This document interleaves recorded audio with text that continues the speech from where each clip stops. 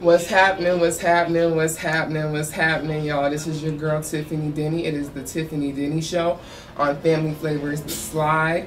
You already know we have a show that is just jam-packed. It is so much to talk about within the city, within the country, within the culture. So, you know, we're going to have fun today. We're going to have a conversation. You can always reach me at the Family Flavor Station, 719-300-7936. What we was just listening to was Mace. Before that, I had Monica, because I realized and reminded myself, and plus I found out this week Missy Elliott's Super Duper Fly dropped 25 years ago. So I just felt like we're going to show some love to 97, because 97 was a good era if you was there. It was a great era, and we got a lot of 97 music coming up. I got Missy, and then I got to show respect to the Bad Boy era. I mean, Bad Boy's a complex conversation. We understand that. And you know, Diddy has certain powers, so I'm going to just stay silent because this might resurface in 10 years when I'm really big. So I'll just say, it just feels like people from Bad Boy don't ever turn out rich and normal, like a lot of other labels. So while I'm like loading up the playlist for today, I'm like really noticing that almost anyone that I'm putting on is either like not financially in a position to retire, they're dead, or they done found some sort of religion. I think the only person that might still be as successful in Bad Boy is Sean. And that's the least Puff could do, considering that Sean may or may not have taken a whole charge for him. So I've always had my questions about Bad Boy, because like, you could say what you want about Death Row and Suge Knight, but what's the difference? At least Snoop is still making money, and so is Dre. So I don't know. Puff is his whole label thing is weird. Day 26 just came out. They're reuniting again. It sucks because I really did like the group Day 26, and they were on his 3rd season of making the band, and they were 5 very talented brothers who could sing. But I just wonder what it is with Puff and his acts, and it makes me very curious, very, very, very curious. But anyways, like I was saying, I'm definitely going to be playing stuff from 97. That is the year that I am in right now. I was 10 years old in 97, and I was in Maryland, so that was the part of the country I'm in. My whole family from Baltimore, so that was a vibe to be at, to be on the East Coast in 97, especially in that Bad Boy era. And I have a lot of other stuff coming up. We got Changing Faces coming up because they had their moment. We also had, who do I have loaded up? The Brat's loaded up. I love The Brat. Shout out to The Brat, first female solo rapper to ever go platinum. And today I was listening to Funkified, and she deserved it. Funkified has to be still in the top 5 of Chicago hip-hop songs because it's smooth. The production's crazy. Jermaine Dupri, that might be one of the only times where like I love him as an MC, because he's cool. He a genius, but you know, he a producer. So anyways, let me go ahead and tell y'all what we got going on. So last Sunday, we had our slipping and sliding through Sand Creek at the Wildflower Park. It was like a field day. It was fun. It was like a cookout. Y'all know I love me some cookout vibes. I love being around my folk. I love eating food, listening to music. Shout out to DJ Lack. DJ Lack was out there killing it. Like, so I genuinely just had a great time. I am so excited to see what we're going to do next year. I know it's going to be so much fun because it was a vibe this time. They got real competitive over that whole tug of war thing though. So you should have been there because it got kind of real. Like, some people wasn't taking their L's, but I'm not going to say who or what or them nor there. But it got real competitive in our tug of war. But shout out to everybody who came out to the slipping and sliding through Sand Creek. We got so much stuff for the backpack drive. I mean, a lot of stuff. Thank you for anybody who donated, contributed, everything, because you know we out here for the community, we out here for the kids, and we definitely out here for the kids of the culture. So we have so much stuff to do for these backpack drives. The station will be giving away these backpacks. I'll be giving away backpacks on this show here shortly. So just continue to look out and listen for that. So what also Family Flavors has going on is that we gonna be at the Best West Wing Fest. Oh, that sounds delicious. I love wings. This is why I'm excited to, like, y'all don't understand. I love wings, but I can't eat wings like on a date. I can eat wings privately or with my sister, but I do not eat wings ladylike, and I feel ashamed.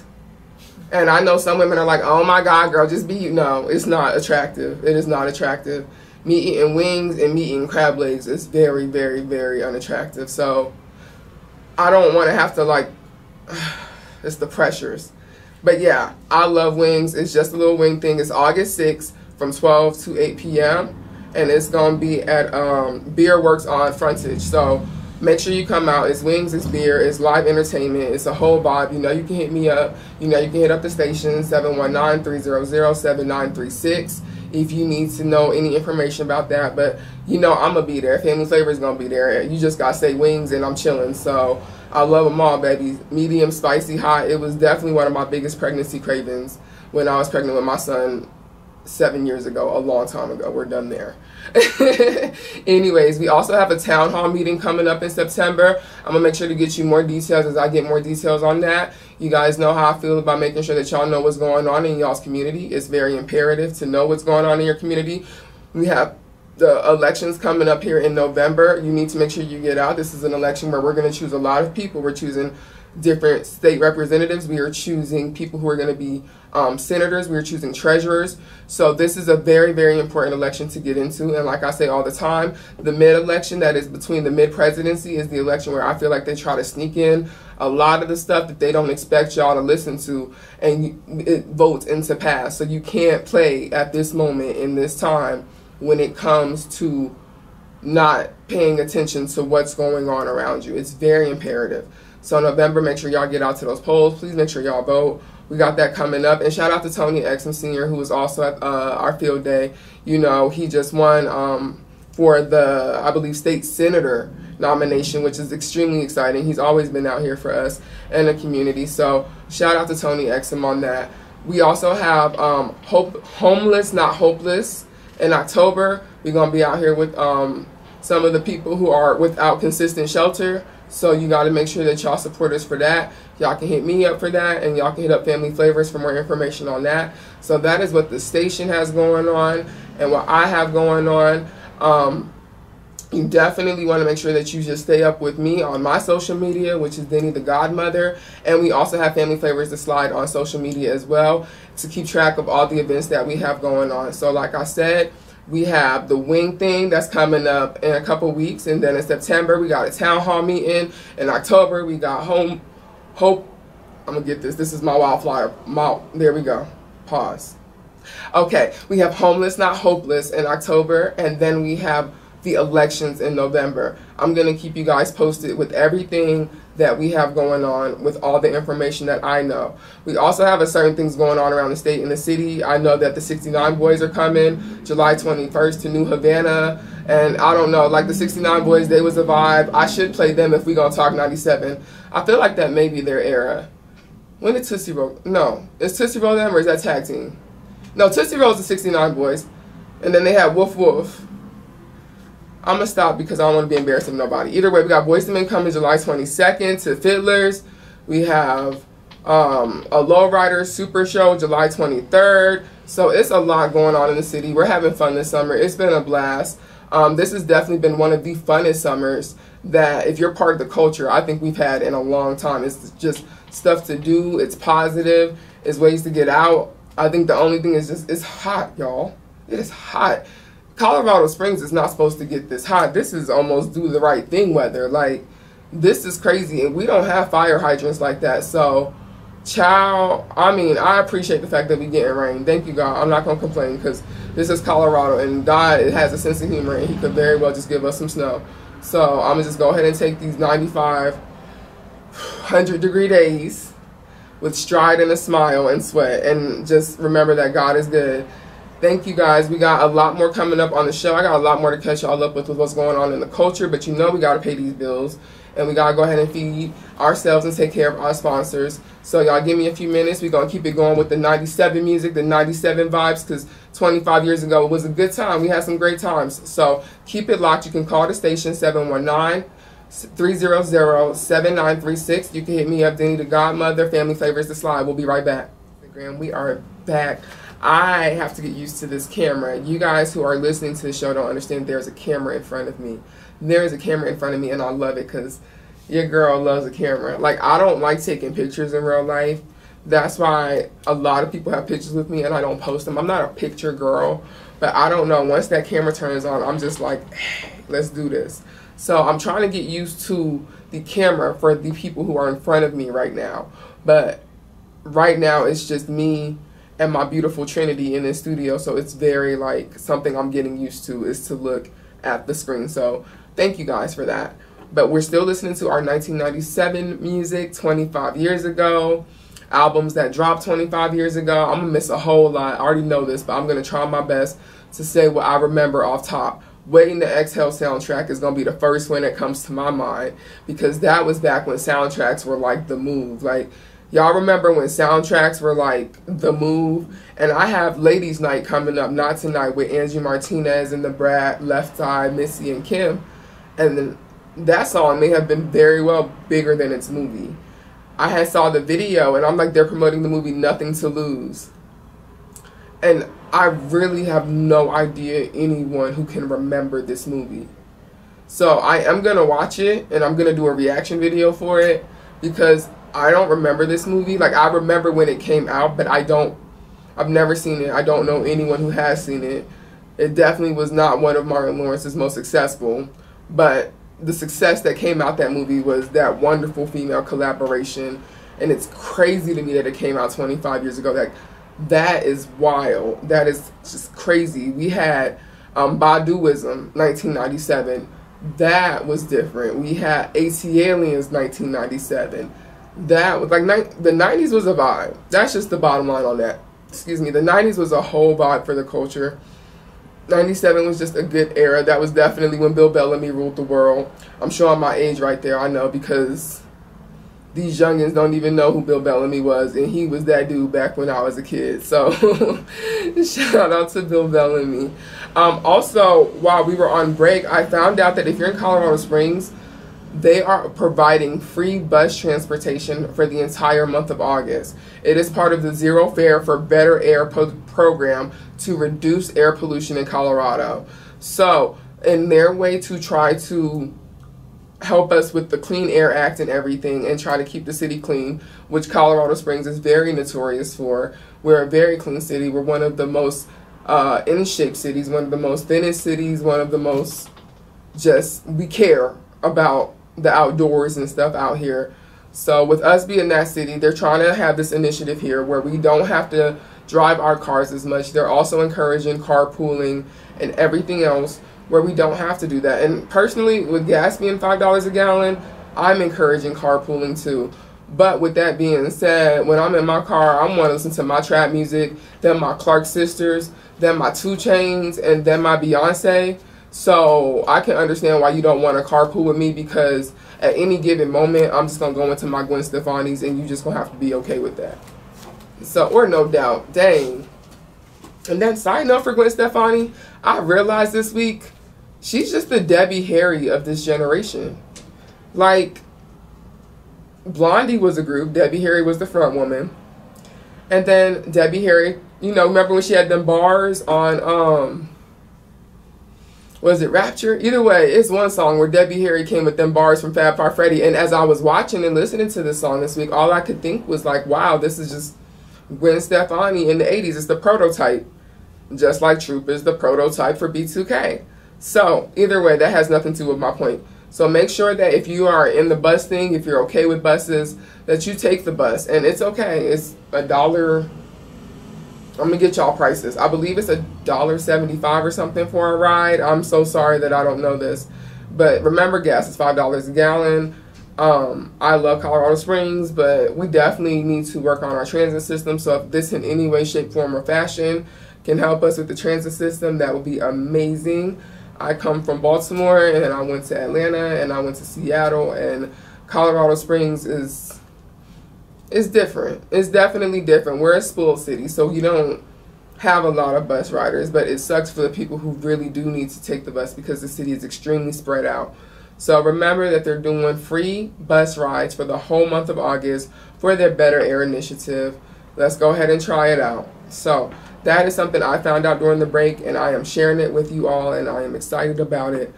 Just to recap, we did have our slipping and sliding through Sand Creek on Sunday. It was amazing. It was our field day. We got so much stuff for the backpack drive. Make sure you stay tuned to the station and to your girl, because we're going to be giving those backpacks away in both rounds. And you know I'm going to also be talking about it on my social media, Deni the Godmother. And if you need more information, make sure you call the station, 719-300-7936. Some other things that we have to get through this week. Byron Allen just bought the Black News Channel for $11 million, which was, in my opinion, a great and progressive move. I don't know if you're familiar with who Byron Allen was. He was a comedian, and now he's kind of turning into like this player for not only the culture, but a Hollywood player and a Hollywood businessman, and he's doing it silently, which is the most dangerous. So I'm very curious to see what he's going to continue to do. But yes, we had the Black News Channel, and they were up for going out of business, bankruptcy, in some era of that way. And it was kind of like painful, because if you are a subscriber, if you knew anything about the Black News Channel, that's exactly what they were. And I know news is news and blah, blah, blah, blah, blah, but it's nice to have news about the country that you're in that is catered to the subculture that you're a part of. So shout out to Byron Allen for doing that.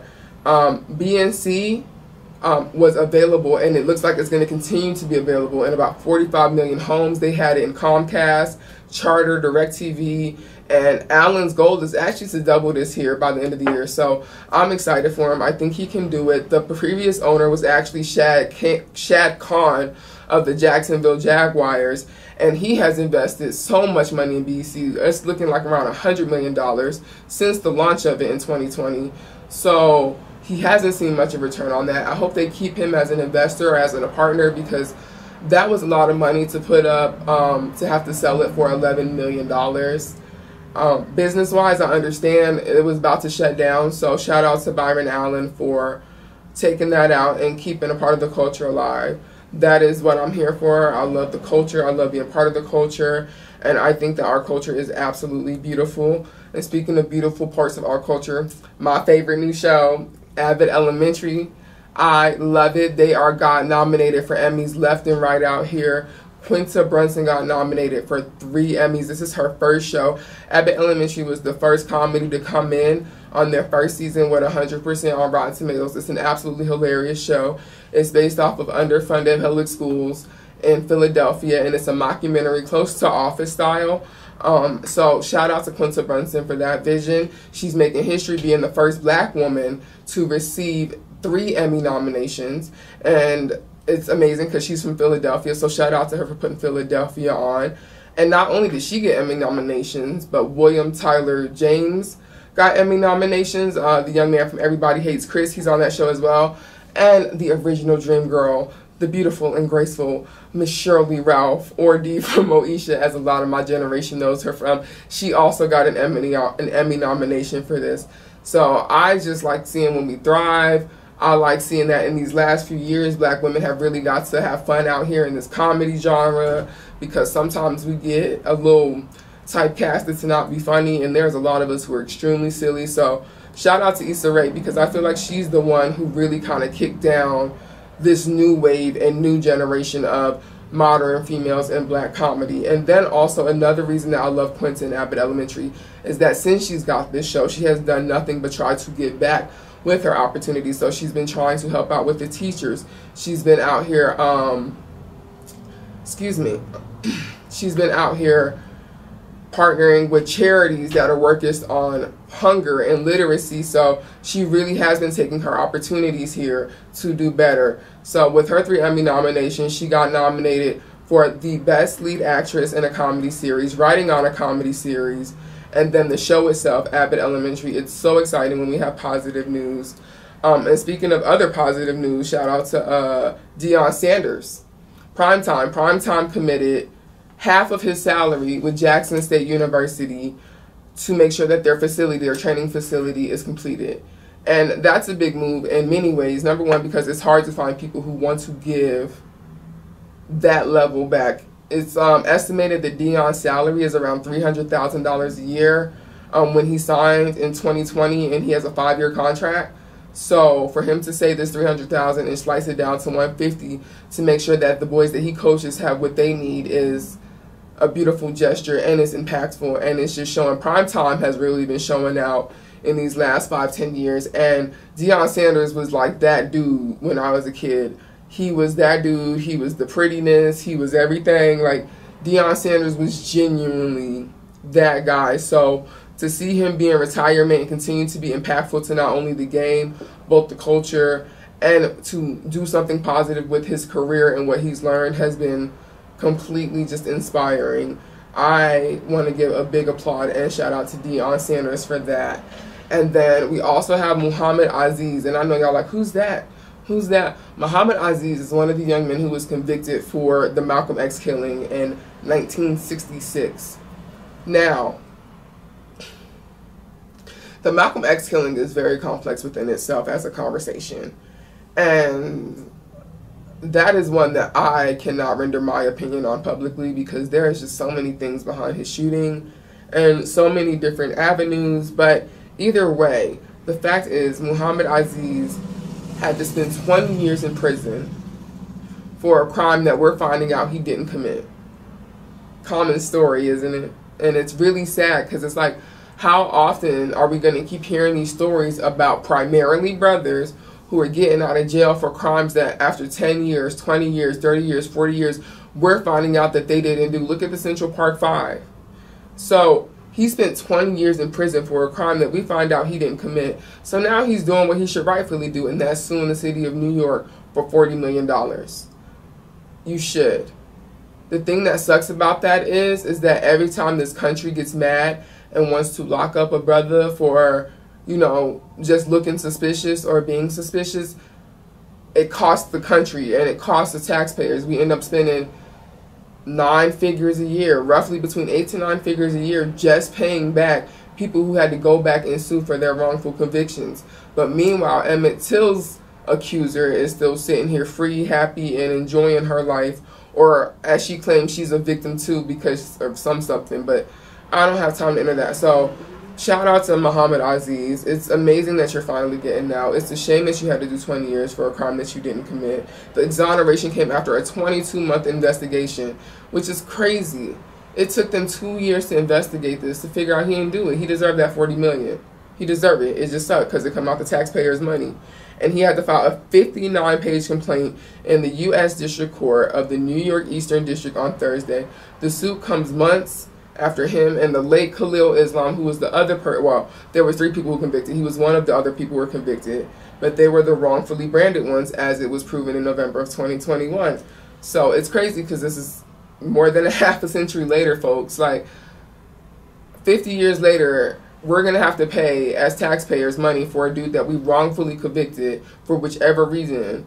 But then 10 years before that, a young woman's word got a man brutally tortured and murdered, but she is not to be held accountable for. And these are the things that I just don't understand, and I don't understand why we don't want to talk about them. I understand because it's uncomfortable. I get that it's uncomfortable, but uncomfortable does not make it less of a conversation. So y'all let me know how y'all feel about that. Y'all know y'all can hit me up at Deni the Godmother on either the social media, and y'all can hit the station up 719-300-7936. And then we have one more big thing that I'm going to talk about before we go to break, and that is Rob Marquise Adams, the 25-year-old who has been murdered by the police. And I'm not laughing because it's funny. It's not funny. I'm laughing because it's just a joke at how much we let this happen, and it continues to be continuous. So it's complex. The police say he was armed. There's no proof that he was armed. His mother said it was a cell phone, and that's honestly what it looks like it was. That sucks, because you're really out here taking lives. This young man is 23 years old. 23 is too young for anybody's life to be over. Like, that's just, it's not right. It's not right. And what sucks is that when the video did get released to the public, much like almost any other video that gets released to the public or to the DA or anything else from the police department, it's edited. And it's just like crazy because it's, why are we continuing to allow this same behavior? And the thing that makes it frustrating is that it feels as though we are so numb to it and used to it that we, I won't say don't care anymore, but we just don't even, we're tired. It's tiring. So it's just, this is tiring, and it's getting old, and it almost feels like, I'm gonna put my words together before I say what it feels like. But either way, Rob Marquise Adams, 23 years old, was blocked by a building and couldn't go any further when he was shot.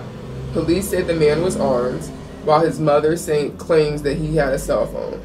An edited video released by the police shows two men in the parking lot. One of them appears to be taking what looks like a handgun out of his waistband, according to the police. But this is also just the same story over and over again. The officers exited their vehicle, gave Adams verbal commands, but immediately he ran towards two parked vehicles with the gun in his right hand. Like, this doesn't make sense. But anyways, I'm just reading the story. The officers briefly chased Adams, but seeing that he had no outlet, they believed he intended to use the vehicles as cover to shoot them.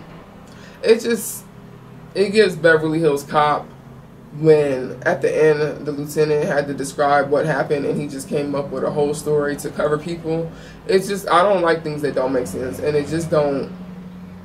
don't make sense. So I'm definitely encouraging everybody to look into this story, Rob Marquise Adams, and tell me what you think. You know, you can hit me up, Deni the Godmother. You can hit the station up, 719-300-7936. Like, y'all let me know how y'all feel and what y'all feel.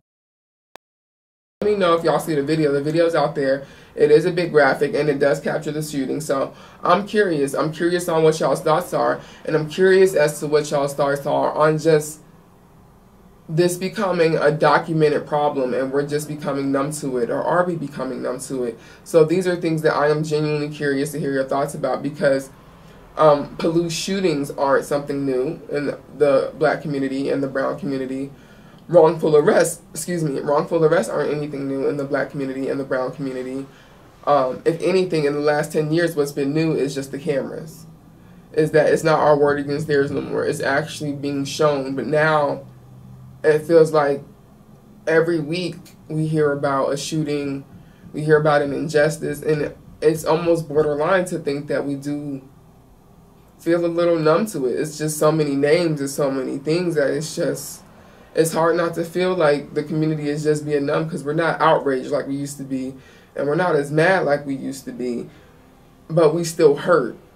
And it makes me sad because it feels like it's just another generation that's going right into this same behavior, these same patterns, it's the same thing. You know, we live in a country where black men are genuinely making more money for the government now than they did during slave times in the prison system. So these are just things that I think we need to be aware of. Be aware of American history, because if you're aware of American history, you can see in ways in which it continues to repeat itself over and over and over again.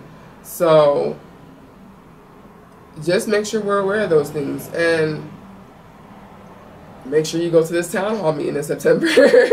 I'm going to continue to keep you up with the dates on that and everything else.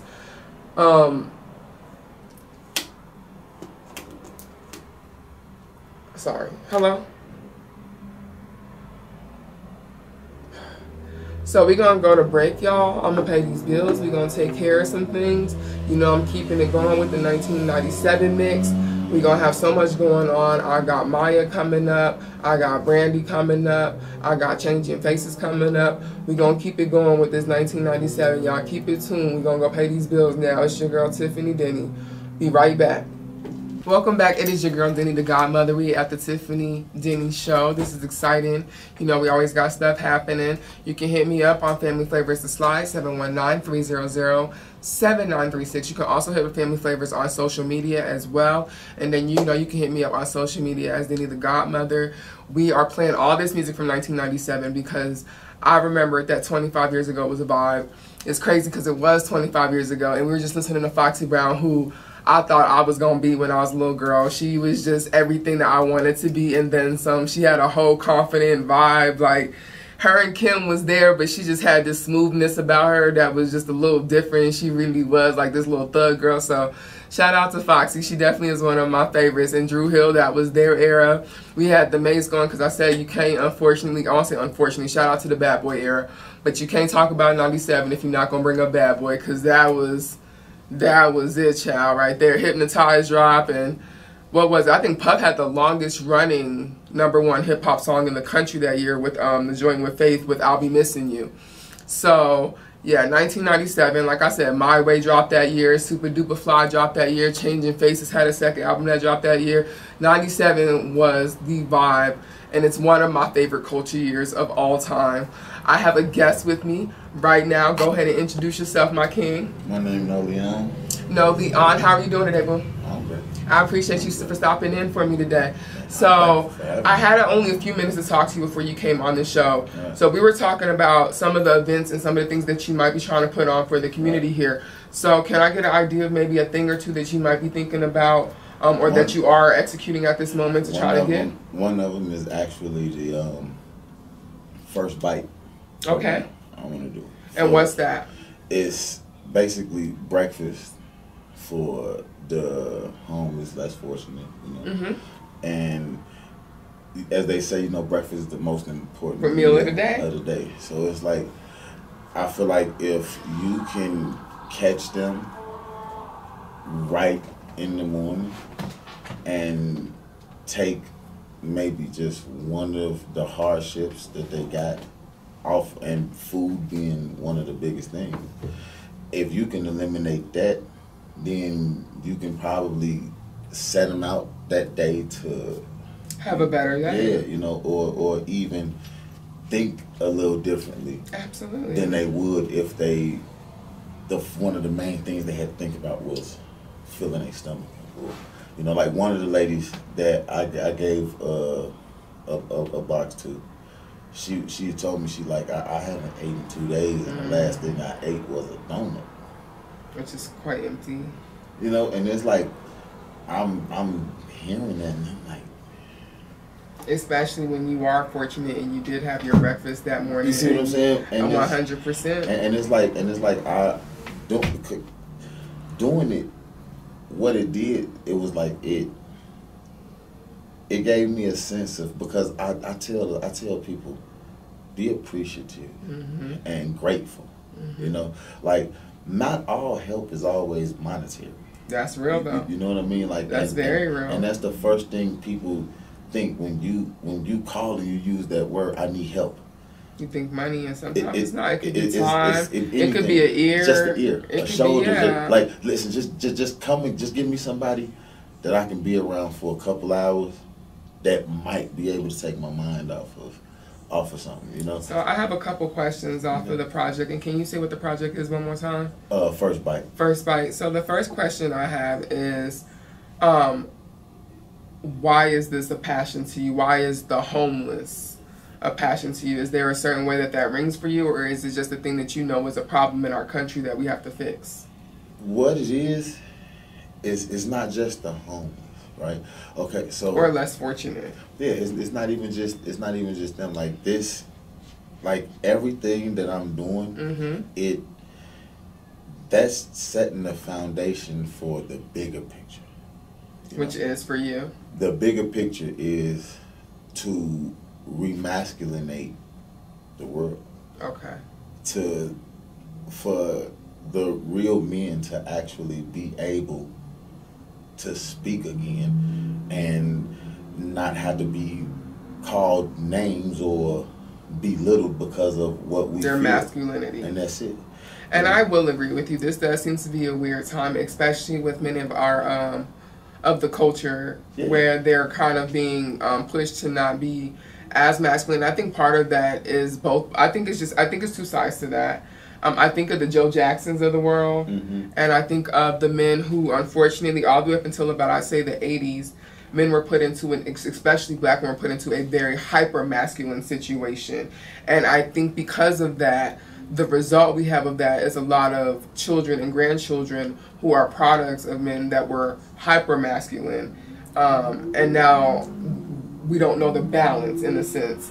I think we wanted to genuinely just have fathers be a little bit more calmer, but it got weird, especially when you get into the whole crack era. So and see, and this is my thing, right? Like, the way I was raised was always your decision. Your decision. You have choices. You do have choices. Your decision is what matters in the end. If you decide to take a choice, then you should have been able to have a just in case as well. You see what I mean? So at the end of the day, that's a part of being masculine. The masculine men were the ones that were telling you, own up to your shit. And that's real. My voice. But, you know, you did that. You did that. You know better. That's part of the kingship of it all. Exactly. So, and now it's like the first thing that we get attacked on is, you know, we don't hold each other accountable. We do not. And so this now, is a community thing. So now, guess what, right? If we do, oh man, it's hell to pay because you too cocky. You too this, you too that. You need to tone it down, son. But I think that defensive nature comes from just people. Number one, people don't like to be held accountable for their own bullshit. If we want to be candid about it, we don't like to be held accountable for when we're not in the right. So I think that's one thing. And the easiest way to handle that is to gaslight it or to project the person to the person who's trying to hold you accountable, because it's a hard pill to swallow to admit that you were in the wrong about something. It's really hard, with great respect to men, because y'all were born with pride and y'all were born to be these lions and these kings. So that pride is hard to sometimes to be like, hey, it's my bad, you might be. But the thing is though, right? Again, that masculine one, the confident one, the alpha one, he fuck up, my bad. You're bad. I gotta fix it. Oh, you're talking about that, yeah. I gotta fix it. But I call that king mentality. Exactly. So now imagine a room full of them. It would be a beautiful thing. We had it at one point. And we can get it back. We can get it back. We can get it back. But the thing is, no, we can't. I know. I'm agreeing with you, my baby. But the thing is that we gotta stand like it, and the only way to stand like it is to speak like it. That means that we have to. We don't care how you feel about it. You're gonna respect it. You see what I mean? Like, we're not coming off no way other than the way we're supposed to. If you can't accept it, cool. Go over there. Move out of the way for the ones that can, because the ones that can, like they said, my mom used to always tell me. She said, if you're gonna be a follower, follow a leader. And that's real though. Don't follow a follower. That's real though. Follow a leader. So at the end of the day, if you can get that room full of them voices speaking the same thing. Imagine a club when their favorite song come on and everybody in unison get to sing. Cash Money taking over for the 99 in the 2000. I got you, baby. It right. When Meek Mill's song come on, I'll ride through my old hood, and the whole club go up, right? Right. You got 100 people in there singing the same thing, and that's, you can hear that. So imagine having them type of men all in the same room. But they're not going to all say the same thing. That's the beautiful thing about a leader. Singing the same note. We're on the same page, but we all got different hearts. But the thing is, though, right, is that leaders understand, and one can say, you know what, that is the best idea for right now. See, we know how to say, okay, cool, we all gonna push this, and then we gonna come and push this, then we're gonna come and push this. See, people get misconstrued a lot when I say that, because I'm not just talking about the regular dude. I'm not talking about the regular guy. Like, this type of conversation it's like a dog whistle You hear me? Only a dog can hear this whistle, right? This conversation. That's a great analogy, actually. This conversation, it can only be heard the right way by the right man. It can be a million dudes listening right now, but it can only be about 2,000 of the right ears listening, and they gonna hear it the way it needs to be heard. We don't need the rest of them that fall off. We got 2,000. That's our leaders are leaders. And them 2,000 is going to bring in the rest of them that fell off, but the ones that they bring in that fell off are going to be more leaders. All right, baby. I'm going to continue to pick your brain because I got a good question for you when we get back. But you know we got to take care of these sponsors. We got to take care of these people. We got to make sure that the station is good. Family Favors is slide. You know I got my 97 music going on. We celebrating 25 years since 1997, which is one of my favorite years. I was in 5th grade, 6th grade, that era. I ain't trying to show my age, but it was a whole vibe. So you can call the station 719-300-7936. Holla at me. You know you can reach me on social media, Deni the Godmother. But yeah, Family Favors the slide. Give us a few minutes, take care of these people, make y'all listen to this vibe, and we're going to come right back and continue this conversation. It's your girl, Deni the Godmother, the Tiffany Deni Show. Hey y'all, it's your girl, Deni the Godmother. We are here, Family Favors the slide. It is the Tiffany Deni Show. I'm having a great conversation right now. My king is talking about outreach programs. We talking about the community. I have my 97 music playing. We just heard that Next Too Close, which if you was there, child. And I was only in 5th grade, so I thought it was a cute song. And I got older and realized what the context of the song was. And I was like, dang, you really made a whole song about getting hard. That's crazy. Like, it's not even about sex. It's genuinely about that one moment. But the beauty of 97, because that was on the radio. If you was on during the summertime, you had what? Ladies Night, which we played. That was on the radio. Like I said, Bottle Wisdom. We already played that today. That was the vibe of 97. 97 was the vibe. But either way, make sure you hit me up, 719-300-7936. That's the Family Favors number. You can hit me up on social media, Deni the Godmother. But we're going to keep it going with this conversation. So I got 97 coming up. And before we went to break and during break, we were talking about 90s R&B. Right. So what are your thoughts about 90s R&B in conjunction to the other eras? It was more like the dudes said what they wanted, and the female said what they went through. You feel me? I do, actually. So like when the men wrote their songs, they wrote their songs about the type of women they wanted.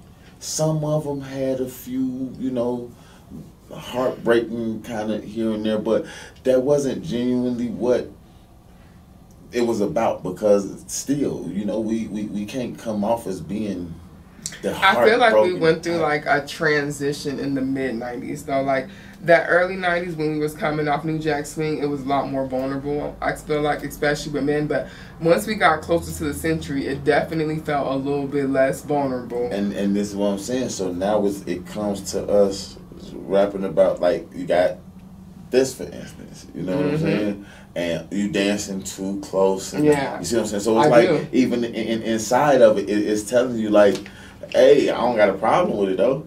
You know what I'm saying? Like, but and guess what? The song comes on, and it's a direction guide for you to how to dance to it. So now you want to get, you see what I mean? So but then you got the women. They was rapping about like the shit that they was going through, the shit dudes was putting. I'm glad you brought up women rapping, because I felt like 97. Well, singing, I mean, I apologize. But, I mean, we were talking about R&B, but since you mentioned it, 97, I think, was also a very pinnacle era for women hip-hop. And I think it may have been one of, if not the biggest year since the late 80s, with the first generation of women hip-hop with the MC Lights and the Roxanne Shantays and all those. 97 was a year where we genuinely, as female MCs, I think, had not only the best time, but we had the most diverse time. Missy wasn't like Kim. Kim wasn't like Left Eye. Left Eye wasn't like Brad. Brad wasn't like Foxy. Like, and so 97 is one of my favorite eras for female hip-hop. And I feel like part of the big reason why female hip-hop today isn't getting the love, or it doesn't, I won't say deserve the love, but it just isn't getting that same energy, is because of the lack of diversity in the artist itself. It seems like a lot of the young women who are doing hip-hop right now are all doing the same mode of the Nicki Minaj that they were taught. And, you know, we seem to be around that same age, so we understand that there was a whole eras before her, but when Nicki came, unfortunately, she blackballed for whatever reason everybody else, and now we're seeing the sons of that. And again, right, my thing is, I always go back to decision making, you know, because that's a decision that you make. Like look, Kim, for instance. You feel me? Kim and Remy Ma, when you put them into that category, you feel me? Remy is the most ladylike gangster ever. I'll take that, actually. You see what I'm saying? Look, Kim, the most ladylike gangster ever. And guess what? They was believable. You can believe it. Rem went to prison. I feel like that's part of the reason why we had a Nicki Minaj, because our female MCs at that time, Eve had went to jail, Brad went to Brea. But now hear me out. I'm listening, my king. So now you got Nicki come in, right? And Nicki come in and she wanna knock the rough off, but yet she wanna be the Barbie pretty still. But I wanna be, and it's like, well, you know, Nick, you really can't do that. It's not gonna fit. See what I'm saying? But it was like, okay, so I'm going to take this off, right?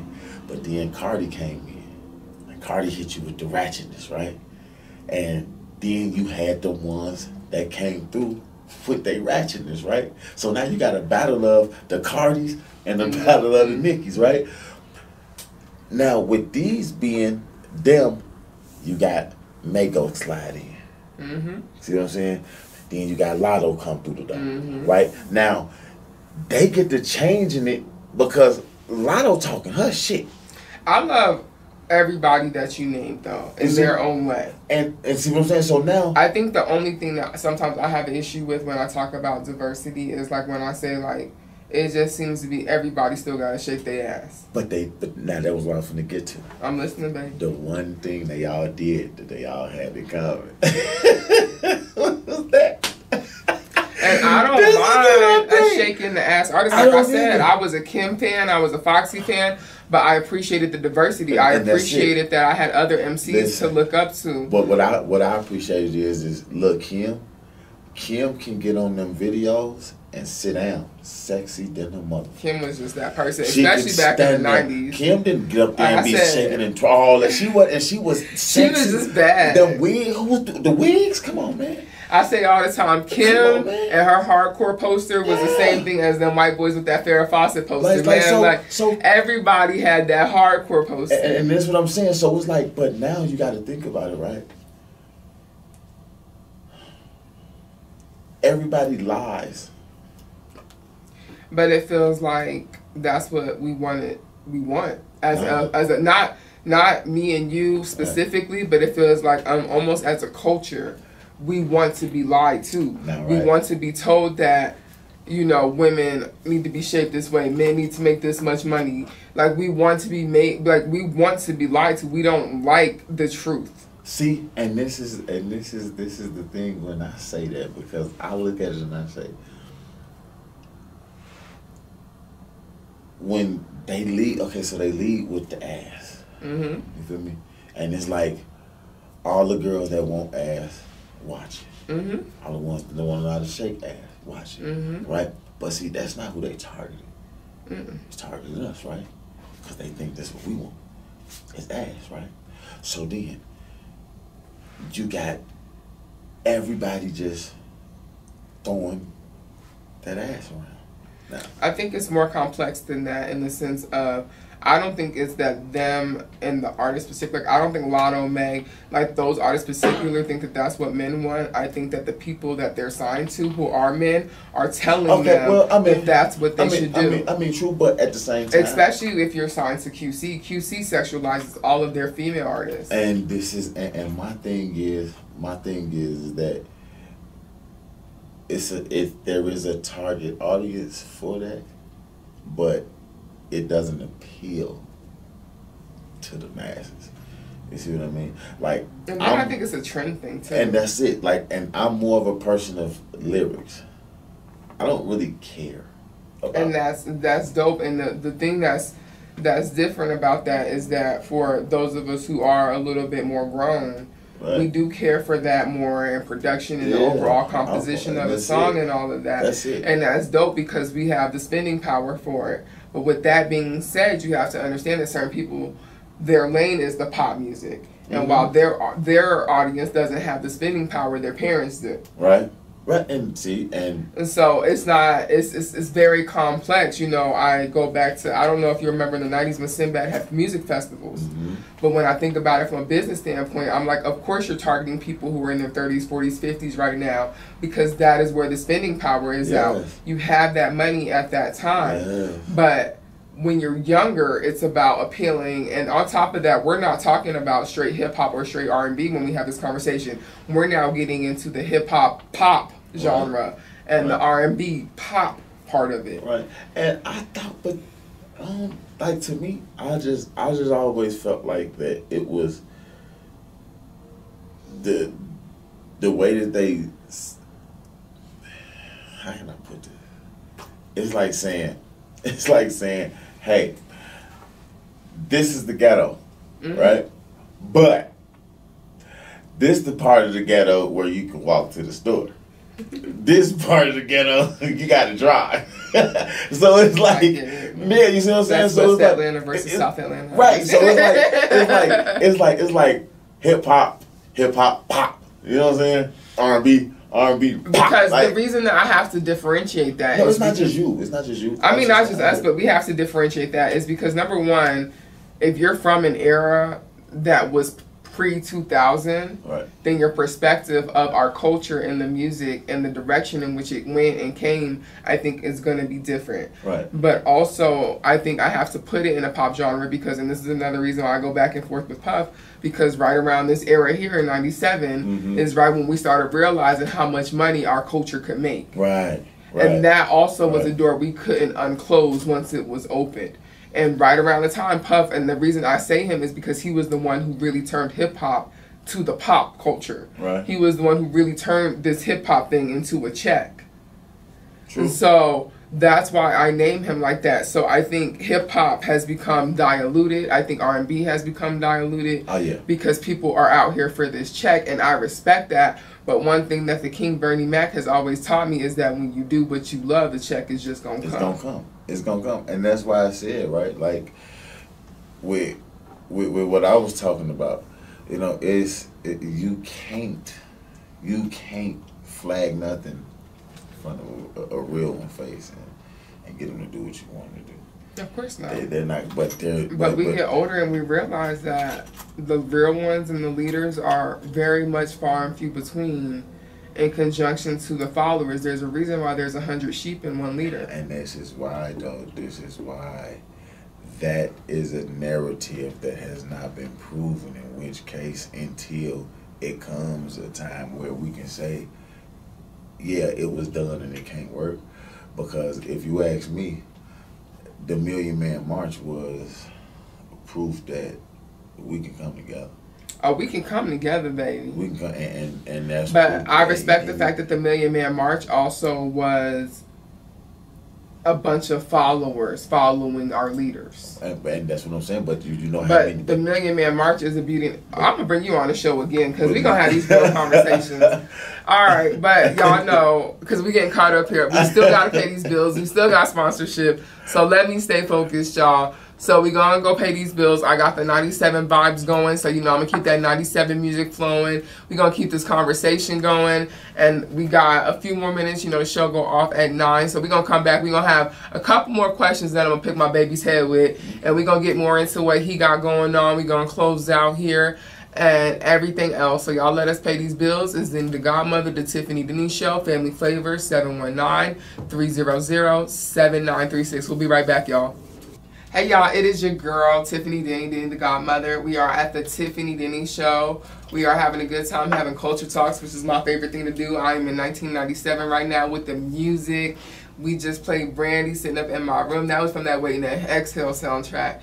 You want to talk about movie soundtrack that just went together too perfectly. We talking about that Waiting to Exhale soundtrack. So shout out to the Go Babyface, because child, he definitely killed it. And Brandy being our little pop princess, our original Britney Spears before Britney Spears, that was definitely her era too. I think we got that right before we got that Never Say Never album, where she really got like her shine. So 1997, it was a great, well, it ended a great year. That was the year that we lost Big, so that kind of sucks. We had lost Pac in September of 96, so it was just a weird time, because I think we got tired of being like in this weird thug phase, but I remember just it being this time of recovery, but people were tired of losing Big and Pac. Were definitely just different. It was just a different time. It was a different thing.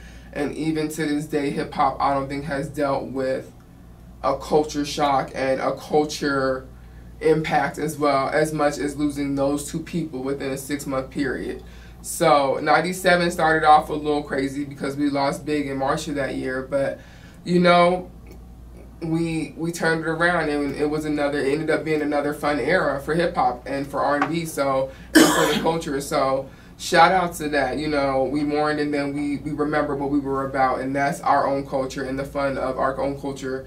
So I'm still talking right now. As far as soundtracks, I'm listening, my baby. What's up? But as far as soundtracks, I think that was it Missing You on the Set It Missing Off? You was on Set. Oh my God, the Set It Off soundtrack was crazy. I think that I forgot all about that Set It Off soundtrack. Yeah, I think that kind of. Yeah, Set It Off, by the way, is another movie that I consider a cultural misjustice. I always said if it was Julia Roberts and Susan Sarandon and Sandra Bullock and Set It Off, that would have been a 5-time Oscar-winning movie. Oh yeah. But same you know, storyline. Set It Off, that storyline was crazy. The execution was crazy, and that was Vivica Fox in her prime as an actress. It was beautiful. Vivica Fox gave us some performances in her time, and that was definitely one of the best performances in her era right all there. Of them in there. All of them. It was Vivica, Jada, Queen, and Kimberly. Yeah. And you have everybody who is known to be great actresses. But I think that movie and Why Do Fools Fall in Love was when Vivica really kind of shined in her acting bag for a second. I ain't gonna even lie, Vivica was. I know, back in her day, Vivica was Vivica, child. Like, she was Miss Fox. I understand and I respect it.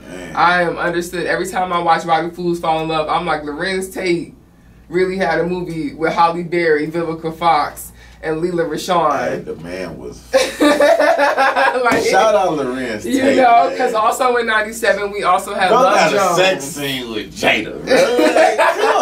Like, come on, bro. It's Lorenz. He got a sex scene with Vivica. With Jada, bro. And then we go to 97. In 97, what was the Lorenz movie? Love Jones, where he got the beautiful Miss Nia Long. Oh, my God. So, yeah, I think out of actors, Lorenz might be the one who pulled him time after time. Lorenz Tate, man, he had the but with best that being career. said, as a female, it's Lorenz Tate, girl. Like, Lorenz Tate, if you are a girl, he has been that dude for about 25, 30 years now. So I get it, because if you're a female, you look at Lorenz Tate almost like how dudes look at Halle Berry. It's just one of them ages. It's funny you just said that, because I was just going to say, shout out Billy Bob Thornton, man.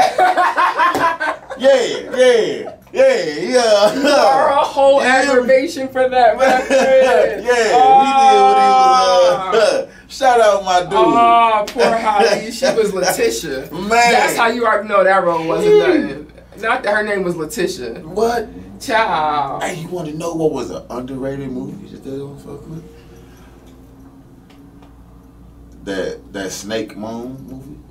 I haven't seen that. I know what you're talking about, Black Snake Moan. I never saw it, which sucks because I'm a Ricci fan. Christina Ricci's in that movie, and I never saw that movie. It's so underrated, but it's weird. But I literally just saw Snakes on the Plane like 2 years ago for the first time. It's cute for what it is. Like, it's not a movie I'm gonna be like, oh my God, this is a classic. That's like a. But I was already warned about Snakes on the Plane, so watching it, It was just like, this gives Flex and Slit. Like, if Flex Alexander and Samuel L. Jackson were in the movie together, it would be something like Snakes on the Plane. Listen to me. That shit was like arachnophobia. It really definitely was that. If you watch the movie, there's really nothing about that movie. It was just... Obviously, Sam got offered a good deal. You can tell. Yeah. But I never saw Black Snake Moan, so I hope to. I should watch that soon. I forgot all about that movie. Yeah, I see. I'm telling you, it was. I'm watching it, thinking to myself like, and they let this come out. They let this come out. Stupid. Really? In theaters? Yes, they did. This was in the theater. It was also a less sensitive time. Oh yes, it was. So we were talking about the grandkids program during break. Yeah. And as we were talking, it sounded like you wanted to do a Big Brother, Big Sister program. But the beauty of this is that it's a program for the elderly where they can be reached out to maybe some of the youngers or even some of the adults who aren't elderly yet. Yeah. I mean, it's definitely gonna be for the older 18 and plus type, you know, and it's simply just that, to like get people back involved and in tune with actually where you want to go, you know. It's like with the homeless, you don't really appreciate what you got until you go out there, and you don't even don't have it no more.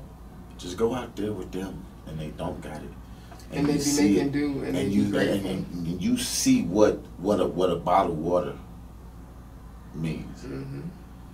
You sit in your house and you leave water in bottles this much, 5 or 6 bottles laying around. A bottle of water to them people change your life. It's, oh my God. You see what I'm saying? And then especially in a city like this where people are genuinely being judged and convicted for being homeless. So, like, we live in a city where people won't give you a bottle of water because they feel like it's your fault that you don't have one to begin with. And that's my thing, right? And I gave a little young boy, he had to be about 22, 23, some food and a water. And the man damn near cried. Young. Because it's half and half. Part of it is the gesture, but part of it is the fact that you as a human took time to see the human in another person. And this is the thing, right? So I look at it and I say, you don't really value life and care about life until you sit with the elders. And that's where the wisdom's at. You don't value it. You don't see. We don't value it. You feel me? And you got to get with them people and let them people tell you that what we going through ain't nothing new. And what they going through. And let you hear them tell you, you know, I ain't talked to nobody in my family 2-3 years, right? And you sit here thinking this is the coolest old person I ever been around, right? How your family don't know you this cool?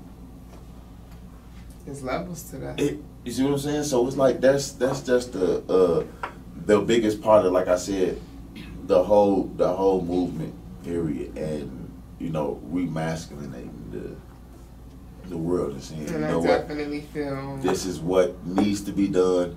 So you know, I'm not just gonna say it what needs to be done. I'm gonna actually do it, show you that it's being done, the steps are being taken to be done, and say, hey, now the rest of y'all, come on. Help me push this shit because it's a cause, and this is what we supposed to stand for. At the end of the day, you see what I mean? Like, that's where the confidence come from. If you're a confident man, like, you don't care about pulling the next person up. You don't care about giving the next person something that's gonna benefit them. You feel me? Like, you can't do nothing as far as my life go. And on top of it, I don't look for nothing in return.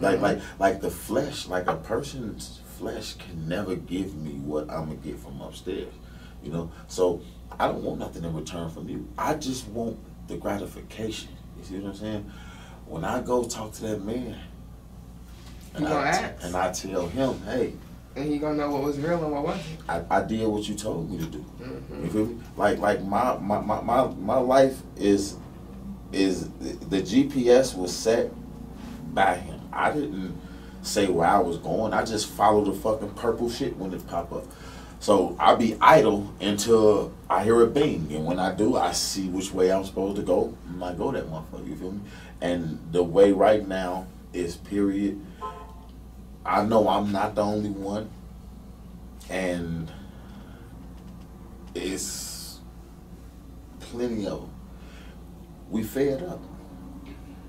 I felt that. We fed up. I felt that. And at some point when you get fed up, you have to show why you were humble. See what I'm saying? Absolutely. Now I gotta show you why I've been humble.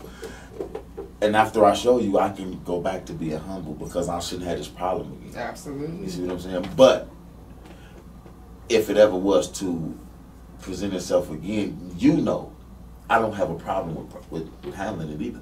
So now it's a move at your own risk thing. Mm-hmm. So you can either move accordingly or you can move the fuck out the way. That way. But at the end of the day, we fed up.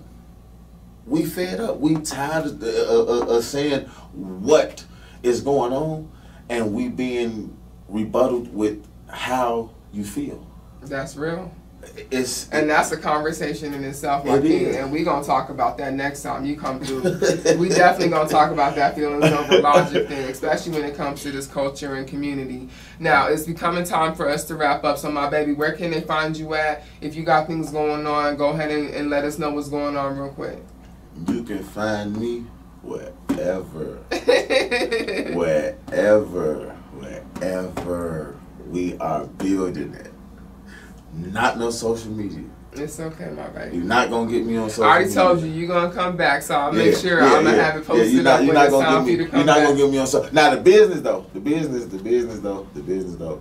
LNG LLC 2022 at gmail.com. Anything you want to know. LNG LLC 2022 at gmail.com. Anything you want to know.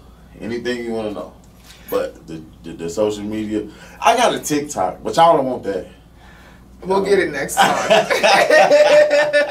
Thank you guys so much for tuning in. I love conversation. Oh, thank you, baby. I love conversation with my king. Speaking of kings, the Men of Influence dinner, I think, is on August 14th. It's their 1-year anniversary. A couple weeks ago, they got some of these Bloods together. They got some of these Crips together. You know, it's nothing I love more than my kings out here understanding the importance and the beauty of their kingdom. So, shout out to my brothers. Shout out to you, my brother. I appreciate you so much for taking the time to stop through. Thank you guys for tuning in. Thank you guys for enjoying my little 97 moment, because I just had to take the moment. It's your girl, Tiffany Deni. You can find me on Deni the Godmother on all the social media platforms.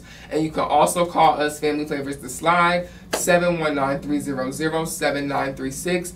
Remember that we have a wing thing that's coming up August 6th. We got town hall meeting in September. We have Homeless, Not Hopeless in October. So just stay posted. Family Flavors The Slide. We're going to see y'all next week. Thank y'all for tuning in.